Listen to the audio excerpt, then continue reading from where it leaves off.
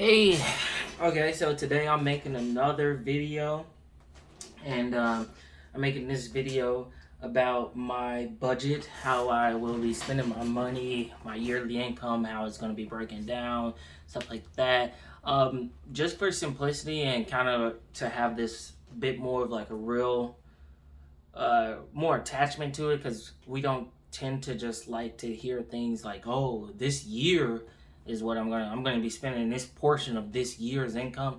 We kind of look at things more so like paycheck to paycheck, or pretty much we do look at things like paycheck to paycheck. And I think if you look at, how you budget paycheck to paycheck, that it can help you out a lot more than trying to look at it as a yearly thing. Because if you look at things yearly, um, you might kind of mess yourself up in a way that you might be like, oh, I just gotta have this much by the end of the year so I could take a little more this time, or I could do something like that. And I think that doing it each paycheck helps you stick to your goal, and it helps you kind of stick with it.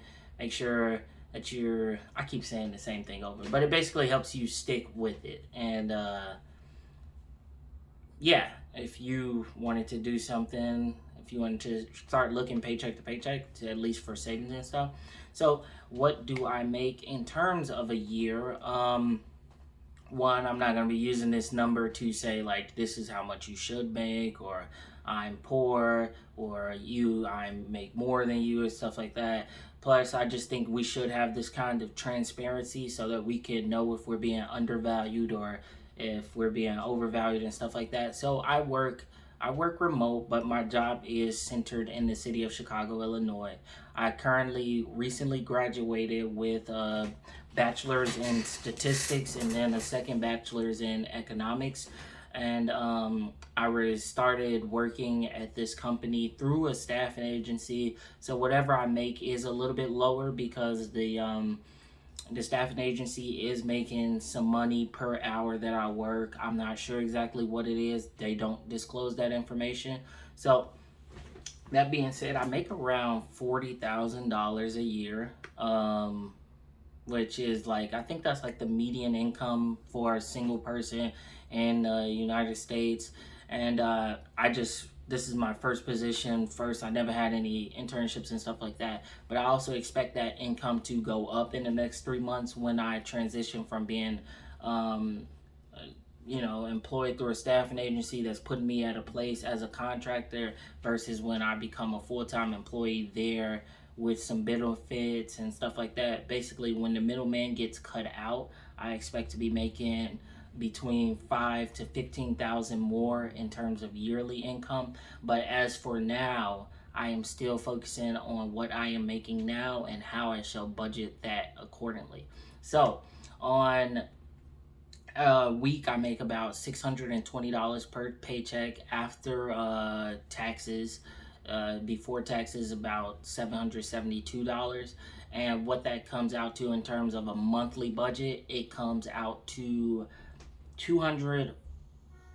Sorry, 200. That'd be horrible, right? It was $200. Comes out to $2,456 after taxes.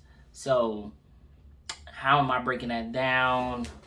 This is how I kind of got it written down right here, so that if you catch me looking over there, I had took a picture of it, but of course I'm recording, so I don't got my phone and stuff in my hand. But I broke that down as I live in a two-bedroom apartment in a pretty cheap part of Illinois, by where I graduated from. So my rent here is $625 a month, all the utilities included except electric. And then I split my utilities and rent with my live-in girlfriend, which is nice if you have like a second person. It's kind of like having a roommate, but you're in a relationship with them, so they still pay a portion of the bills. So when I do rent and utilities, it comes out to about $400 a month. So I'm gonna subtract that from just my monthly budget, which brings me down to about $2,056 after paying rent and utilities. Of that, I am going to be paying $300 to student loans. I went to school. I'm not the richest. My family wasn't the richest, so I had some pretty good financial aid. I ended up taking out some loans and stuff just to kind of have more leniency to where I didn't have to work to support myself and I could focus more on school. But long story short, I owe $11,150, but I already just paid 75 of that, so now it's 11,075. I plan on paying each check, taking this portion of the $300, breaking it to like monthly, the average of 4 weeks in a month, even though most months have more than 28 days. But breaking that down, it comes out to about $75 of each check will be going towards a student loan, my student loans, and repaying those off. So $300 of my budget is to student loans. And then after that, I have $725 towards my savings. If you wanted to know what that comes out to, just in like a percentage breakdown, I'm putting about 29.5% of what my income is towards my savings. And how I'm doing that is I'm not waiting to the end of the month to do that. I picked out a number that I think was good for me to save and that was reasonable, especially with everything else.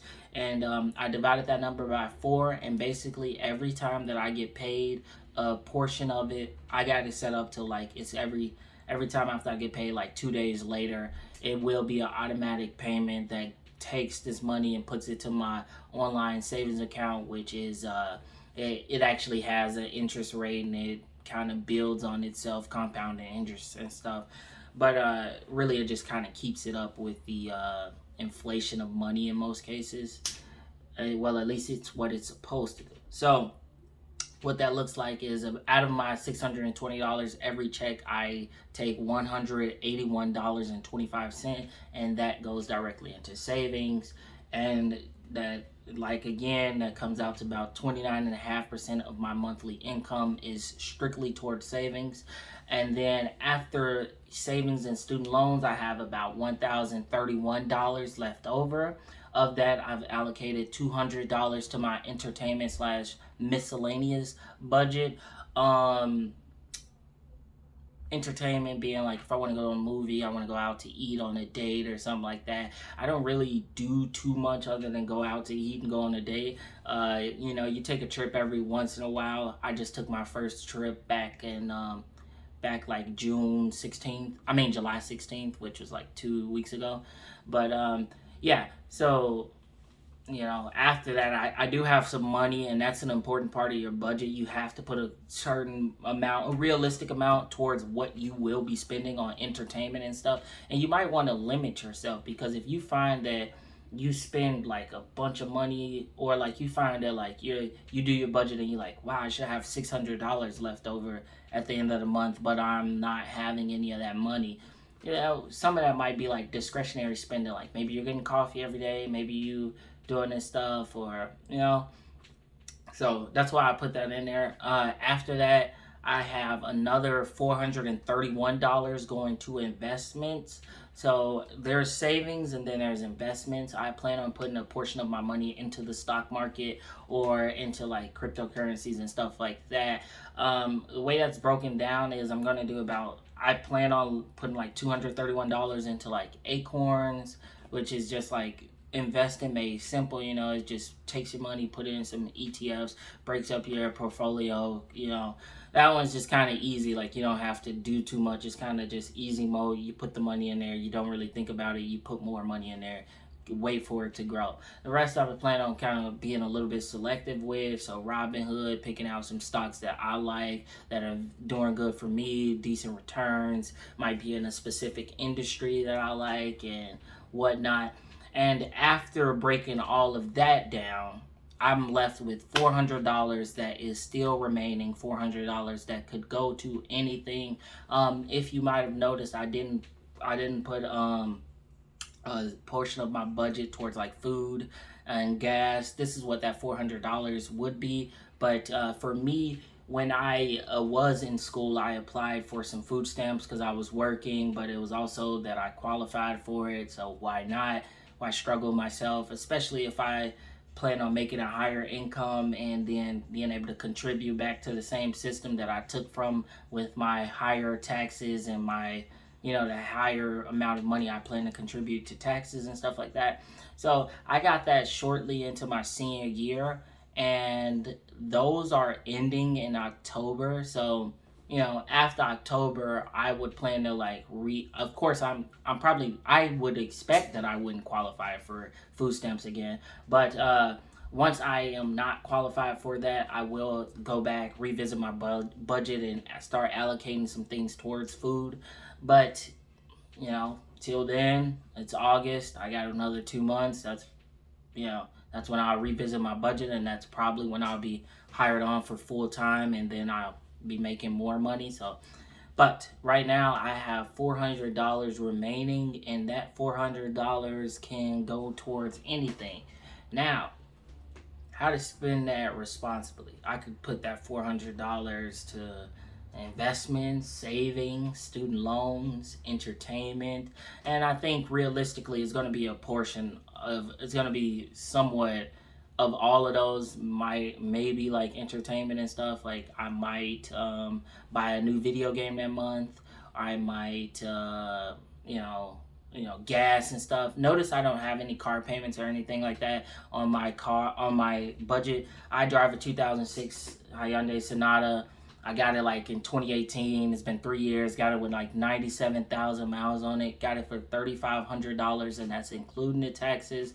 So $3,500. I got a nice clean car that has been running for over 3 years. It's only got like 117,000 miles on it, and it's probably gonna be running for another 6 years if I let it.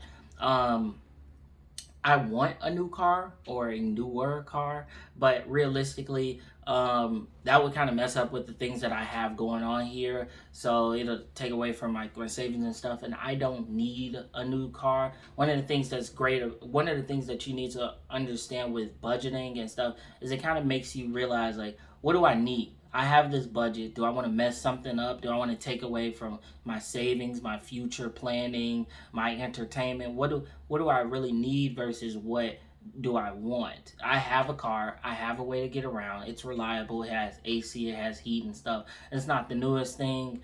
It doesn't have Bluetooth pairing and all that stuff. But I have something that's good for the moment, and when I get towards that when I do want something else, I can sell this car, get a little bit of money, and then put that towards my next goal.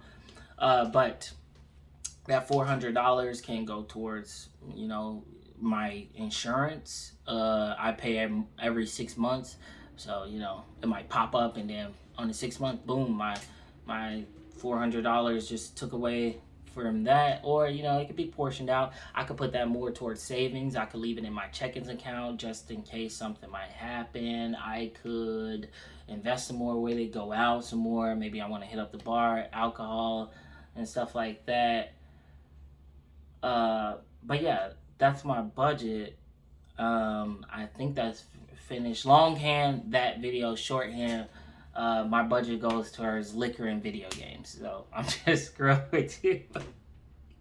But no, that's pretty much my budget. I feel like I'm doing good for myself. I feel like if I was to keep things on track, I'd pay down my student loans. I pay down about a fourth of it within a year. I'd be able to save about $14,000 within a year, which is 30% of my income.